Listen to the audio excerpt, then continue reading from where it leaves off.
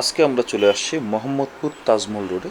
এখানে একটি কাশ্মীরি ফুচকার দোকান দেখতে পাচ্ছি। এই ফুচকাটার মূল আকর্ষণ হচ্ছে কিন্তু যেই আমাদের চটপটি এবং ফুচকা বলি, আমাদের ফুচকা যে দেওয়া হয় ছোট যে ফুচকাটি, সেই ফুচকাটি কিন্তু বাটি আকারে তৈরি করা হয়েছে। সেই বাটির ভিতরে মূলত এই চটপটির বিভিন্ন মশলা দিয়ে কিন্তু এই ফুচকাটি তৈরি করা হয়। আনকমন ফুচকাটি কিন্তু বিভিন্ন মশলা দিয়ে তৈরি করা হচ্ছে। আপনারা দেখছেন এখানে টক দই দেওয়া হলো, চাটনি দেওয়া হয়, তারপর হচ্ছে এখানে কিন্তু আপনি দেখছেন যে সস দেওয়া হচ্ছে।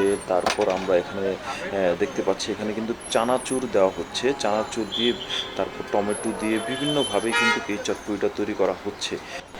রেডি হয়ে গেল আমাদের ফুচকা। এই ফুচকার যে মূল উদ্যোক্তা, তার কাছ থেকে জানতে চাবো কীভাবে এই প্ল্যানটা তার মাথায় আসে এবং কীভাবে তিনি জিনিসটা তৈরি করলো। চিন্তা করছি এটা আগে আমাদের বাসা ছিল, আমরা বাসায় এটা বানাতাম। চিন্তা করছি এটা দেখি না বাইরে কি মানুষ খায় কি না। মোটামুটি এখন নিয়ে আসছি, মাসাল্লাহ খাচ্ছে মানুষ।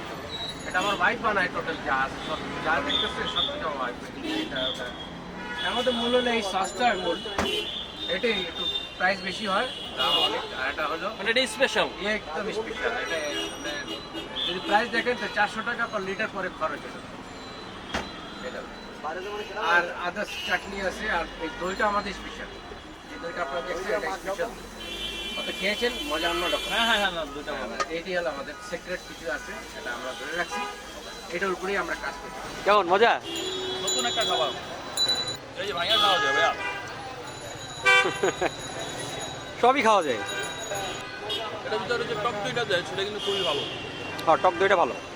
চানাচুর, চটপটি, তারপর সস, তারপর হচ্ছে আপনার ধনিয়া পাতার সস, টক দই দেওয়া হয়, সব কিছু মিশ্রণে একটা তারা চটপটি তৈরি করছে। এবং সেটা যে বাটিটা দেওয়া হয় সেটা কিন্তু ফুচকার যেই সরঞ্জামটা তৈরি করা হয় সেটা দিয়ে বানানো হয়েছে।